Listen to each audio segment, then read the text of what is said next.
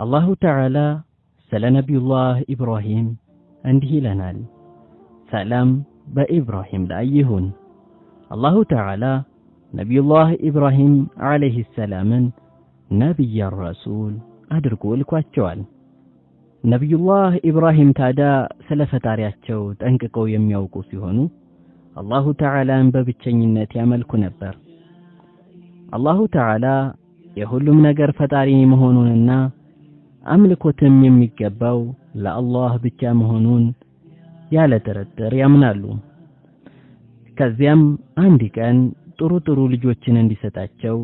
አላህን ለመኑ አላህም ስለ ነብዩላህ ኢብራሂም በቁርአኑ ሲነግረን ነብዩላህ ኢብራሂም እንዲህ አሉ አላህ ሆይ ከመልካሞቹ የሆነ ልጅ ስጠኝ አሉ አላሁ ተዓላም ታጋሽ በሆነ ልጅ አበሰርነው ይለናል አላሁ ተዓላ ለነብዩላህ ኢብራሂም ኢስማኤልንና ኢስሐቅን ወፈቃቸው ነብዩላህ ኢስማኤልም ባደጉ ጊዜ አባታቸው ኢብራሂምን አብረዋቸው መጓዝ ጀመሩ ነብዩላህ ኢብራሂም ከዕለታት ባንዱ ሌሊት በህልማቸው ልጃቸውን ኢስማኤልን አራሳቸው ሲያርዱት ተመለከቱ ኢስማኤል ልጄ ህልማየው ማታ ነቢ መሰዋሳደር ጋርተን ስጦታ ነቢ አላሁ ተዓላም ስለ ጉዳዩ ሲነግረን በቁርአኑ እንዲህ ይላል ነብዩላህ ኢብራሂም ልጃቸውን ኢስማኤልን እንዲህ አሉት አንተ ልጄ ሆይ በህልም አንተን ያረድኩህ ተመልክቻለሁ የነብያቶች ህልም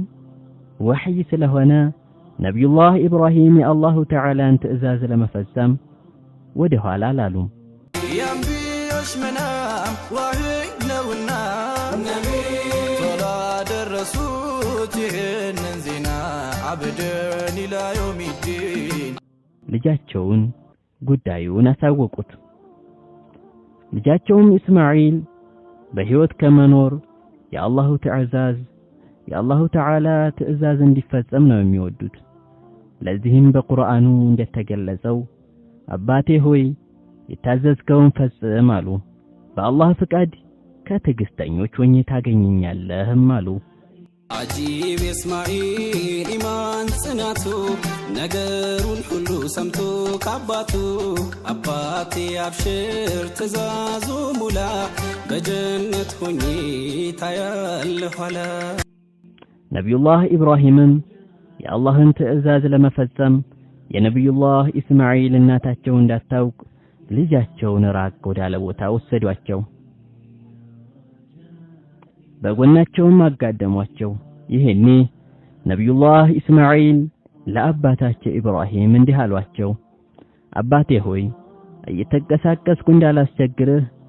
ጠበቅ አድርገህ ሰረኝ ልብስህም በደሜ ተጨማልቆ እናቴ አይታ እንዳታዝን ሰብሰብ አድርጋሉ አይሆን ሰረኝ እጄን በገመድ ነቢ አዛንዳትሆን እኔን ለማረግ ነቢ ደሙ እንዳይነካ ሰብስብ ልብስህን እናቴ አይታ ኋላ እንዳታዝን ቶሎም እንዲሞት ቢላዋውን ባንገቴ ላይ ፈጠና አድርግልኝ ወዲ እናቴ በመጣህም ጊዜ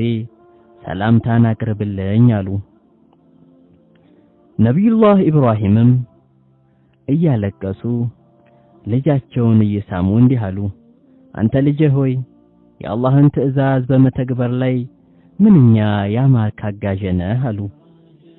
ከዚያም ቢላዋውን ባንገታቸው ላይ አመላለሱ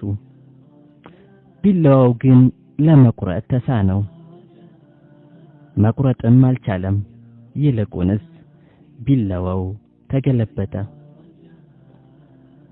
ይህ የሚያሳየው ቢላዋ የመቁረጥ ባህሪ ይኖረው እንጂ መቁረጥን እንደማይፈጥር ነው ምክንያቱም የሁሉም ነገር ፈጣሪ አላህ ነው በቢላዋ ላይ መቁረጥን የሚፈጥረው እሱ ነው እንዲቆርጥ ካልፈለገ ቢላዋው መቁረጥ አይችልም አላሁ ተዓላ ጅማሬ በሌለው በማይጨምረውና በማይቀንሰው ዕውቀቱ ነብዩላህ ኢብራሂምና ነብዩላህ ኢስማዒል አለይሂም ሰላም ትዕዛዙን እንደሚያከብሩ ያውቅ ነበር። አላሁ ተዓላም ጅብሪል አለይሂ ሰላምን ልኮ ጅብሪል አለይሂ ሰላምም እንዲህ ሲል ነብዩላህ ኢብራሂምን ተጣራ። ያ ኢብራሂም በርግጥ በህልምህ ያየኸውን ተግብረሃል ብሎ ከጀነት የሆነ ሙክት ይዞ ለነብዩላህ ኢስማዒል ፊዳ አደረገላቸው። ይህ ነበር የነብዩላህ ኢብራሂም እርድ። ጅብሪል የመጣው ከጌታው ታዞ በእስማኤል ፋንታ ሊያርድ በጊዞ በጉም ታረደ ተደርጎ ፊዳ እንዲያማረ ነው የአላህ ምንዳ።